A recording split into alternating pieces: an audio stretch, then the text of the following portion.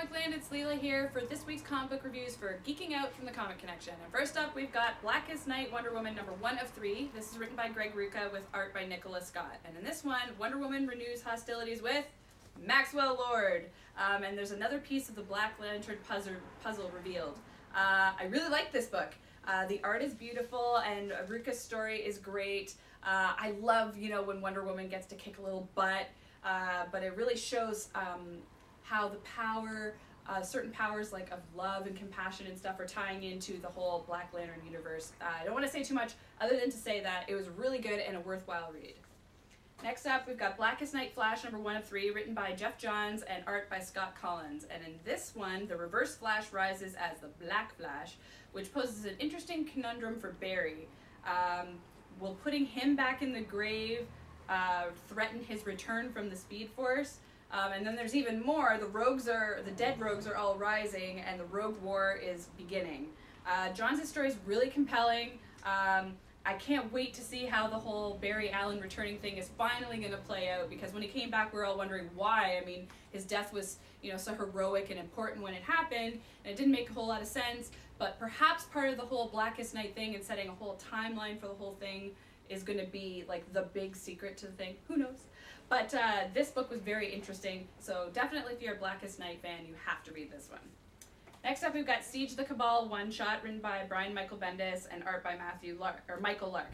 And this starts the Siege storyline that's going on. This is the first one-shot, and in this one, the cracks in Norman Osborn's normal put-together facade are starting to show, and the Cabal has begun to fall apart. And Norman fights desperately to hold on to the control and power that he has while Asgard looms over Oklahoma. Yes, it's another big crossover event from Marvel, but it looks like this could bring, 7 years of build-up to a satisfying, hopefully, conclusion. I really like Thor and the whole Asgard universe, and the preview for Siege number 1 that's in this book looked really interesting, so at first I wasn't too excited, but this one made me really excited for the Siege, so definitely pick it up to see what's going on. And last but not least, we've got Fall of the Hulk's Alpha, written by Jeff Parker with art by Paul Pelletier. Now in this one, the roster of the Intelligentsia, or the Intel, is revealed, and the pursuit of the knowledge of the Immortals is highlighted, which is sort of like the rebuilding of the Library of Alexandria, the long famous one. And the process has apparently begun long before Bruce Banner was ejected into space to the Warrior Planet and before Civil War. So this has all been building up to this point. But one of their number really wanted the power of this knowledge all to himself and betrays the others, leaving some of the other number to focus on Plan B, which is apparently a nemesis of the leader, who is the Hulk. And then the last page has a really big reveal for Hulk fans, at least I think, even though I'm not a huge Hulk reader. This was very interesting. I didn't think that this whole Fall of the Hulks thing was going to be cool, because sometimes Hulk is good for me and then sometimes it's not. But I have to say I really love this, and it's good that we're starting to learn some more about some of the new players in the Hulk universe. And if you love Doctor Doom, you're going to love this book, because he's got his fingerprints all over that again. So if you're a Doom fan, you won't be disappointed. If you're a Hulk fan, you won't be disappointed. Pick it up. Hey folks, Jim here with this week's comic reviews. And well, as you saw last week, we weren't around, and that has to do to a little bit of a flu and the unfortunate death of Betsy Lou, our former Geeking Out camera. Now, as you can guess, we're filming on a brand new camera. Extreme close-up, Leela!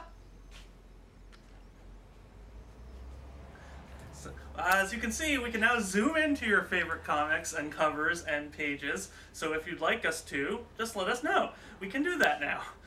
Because we couldn't with this old Betsy Lou, you piece of crap! 2 freaking years of my life! Anyway, let's get on with the reviews, shall we? First up, Archie number 603, written by Michael Uzlan with art by Stan Goldberg. And in this one, after Veronica's death, Archie doesn't wait to propose to Betty. But can Veronica rest in peace after such a betrayal? Don't count on it. Ah, damn it again, I'm going with my own storylines here. Anyway, what really happens in this issue is Archie proposes to Betty, and long-standing friendships are shattered.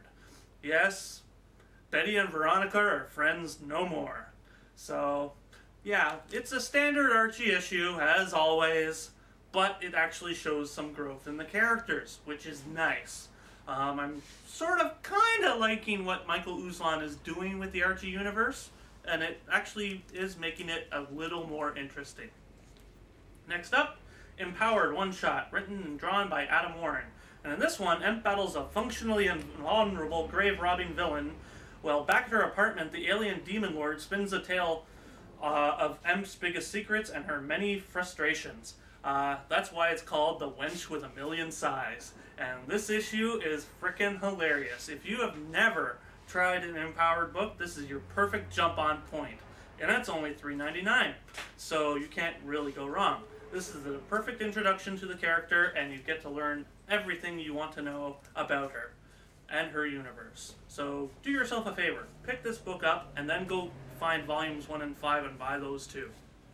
Next up, Transformers, Tales of the Fallen, number 4, written by Simon Furman with art by Carlos Magno. And in this one, who is the Fallen? Why did he turn away from the Primes to embrace evil? And as the Fallen rises, an entire universe may fall. This is actually not bad. I'm not a huge fan of Carlos Magno's art, but it's not bad at all. Simon Furman's story is good, but not great, as most Simon Furman stories are.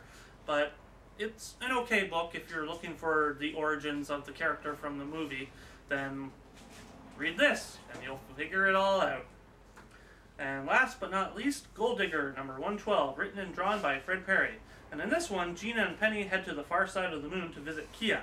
But a group decides to commandeer Kia's systems and destroy him and anyone allied with him, including Gina and Penny. Another really good issue by Fred.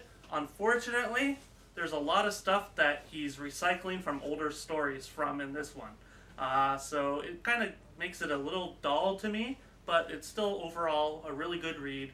And if you're a fan of GD, you're going to enjoy it.